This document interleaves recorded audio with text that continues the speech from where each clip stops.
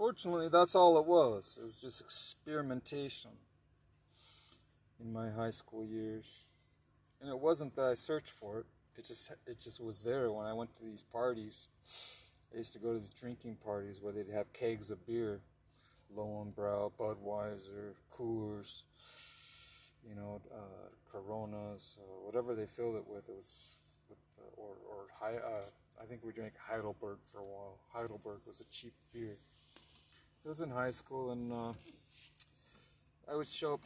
Occasionally, I'd showed up at some of these drinking parties, and they would have illicit drugs there, and they'd pass around a pipe, or they'd pass around not any needles, thank God, but like a pipe to smoke marijuana. They'd pass around a little bit of crystal meth on a key on a metal key, ignition key, and you'd snort a little bit of that. They'd pass around some cocaine. You do part of a line of coke. And it wasn't all on one party. It was spread out at different parties. But I only tried these drugs once at these small local gatherings. I didn't really like the effects of it, so the effects of it turned me off.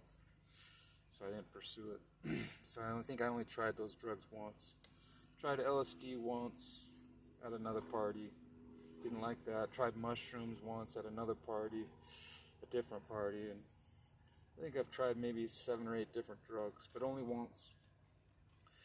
But I drank alcohol still on the weekends, with my buddies and with acquaintances, with classmates from high school.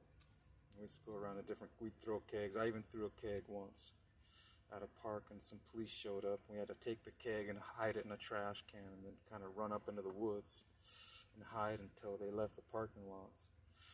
And they would come back and take the keg back out of the trash can and resume drinking. But we did all that stuff. It was kind of, I definitely wouldn't do it. If I had a chance to go back to that time period, I wouldn't do it. Because those things aren't good for you, even if you only do it once. But I've given up all that stuff. I don't pursue even alcohol anymore. It doesn't really bear any fruit or any productivity. It might be a form of relaxation and leisure time, but I find other ways to release my stress or find pleasure or entertainment. I'll watch a good movie or good video or read some good material, about God and about life, about spirituality, and I'll do chores and positive things, constructive things. I did all that before I went.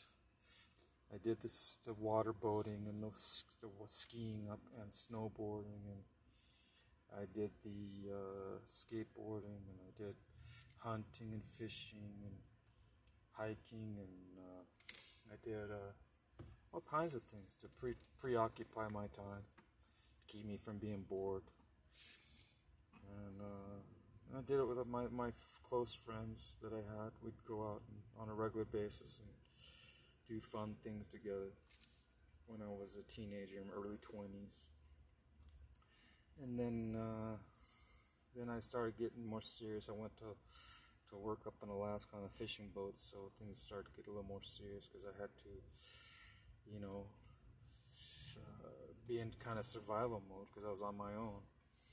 So I had to make a living working for an employer. So, you have to kind of be a little more serious about life as you get older after your teenage years. You should be serious about life as a teenager because that's the kind of a crucial time period for getting your education, getting your the basic fundamentals on how to properly live your life. You got to learn those principles when you're young.